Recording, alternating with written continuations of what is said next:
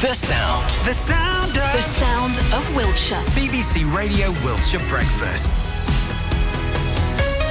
BBC Radio Wiltshire. Right, it is English Tourism Week, and to mark it, we are showing you, and we have been this week, just how much variety there is for visitors to enjoy in our glorious county. Earlier this week, Karen Gardner travelled to the very far south west of Wiltshire to Mere to take in the sweeping landscapes and nature of the National Trust Stourhead, which is one of her undoubted favourite places in the county. Today she's at another one in the north of Wiltshire, visiting an urban attraction, let me tell you, which showcases the history of our digital development, and that is the Museum of Computing in Swindon. Have you got your PS4 out there, Karen? Good morning. I'm honestly, this very small but perfectly formed museum is a journey through my childhood, my grandparents' childhood, and my children's childhood, and it's an emotionally very rewarding place to come. You can stand in Stourhead and feel your emotions and soul fed by the views, but you can come to a place like this and step back into time, and you just look around and think, I knew that, only that. I'm particularly entranced by the Apple stuff. Even though we're an Apple-free household, I was so jealous of the people who had Apple computers. So let's talk to Jeremy Holt, founder of this shiny electronic museum. Jeremy, how long have you been open? We have been open 21 years. We had our 20th anniversary party last year. And you know, when I came here, I'm guessing over 10 years ago, it was great, but it was a pile of things. You had so many donations, and you were so good at finding things to display. Now you've really, really nailed how to present them. What is the joy for you when visitors come through the door? I've got 2 children, but sometimes I stand outside the museum and just look at it and wonder, because for 13 years I tried to get this museum off the ground.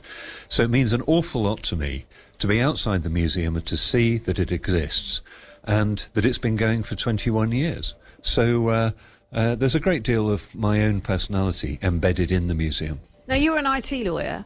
Why did you choose Swindon?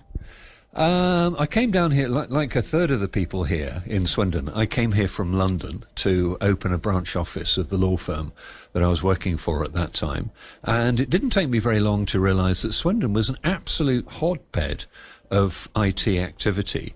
And I thought, this town needs a few landmarks. Why don't we open the country's first specialist computer museum here?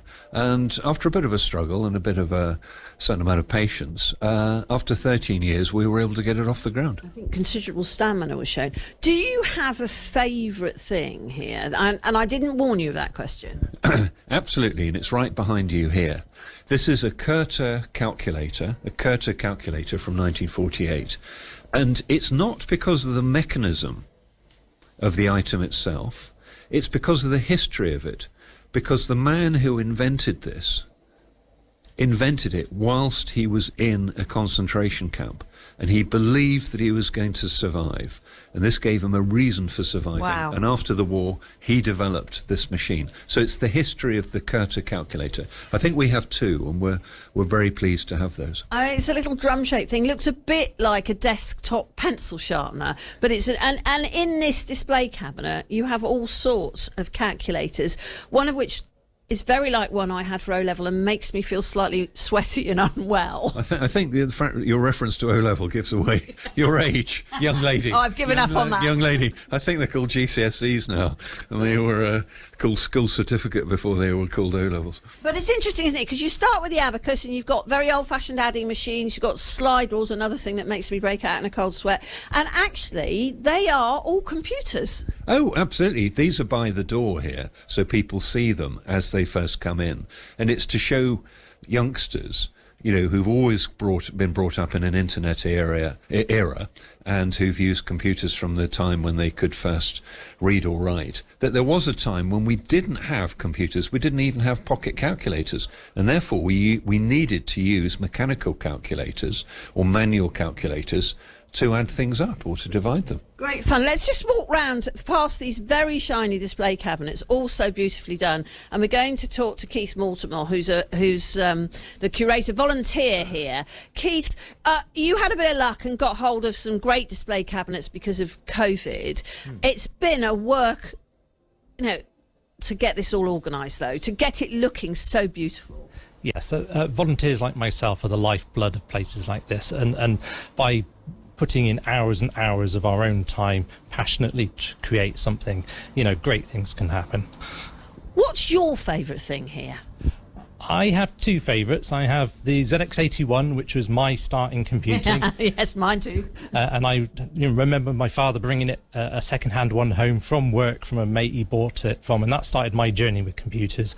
And then in the 90s area, we've got the Amiga range of computers, which I was probably the last computer I was really passionate about.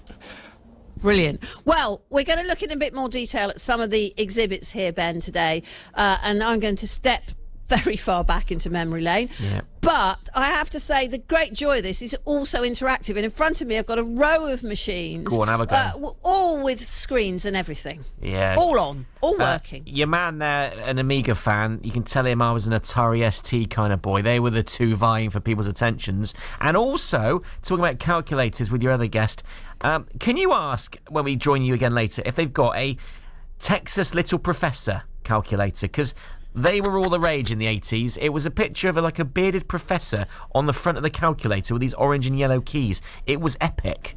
I will inquire. Brilliant. That's fantastic. And we'll go back to Karen later. I'm loving these bits today. So nostalgic. And what a story, and these little side stories of people who invented these things. Incredible minds.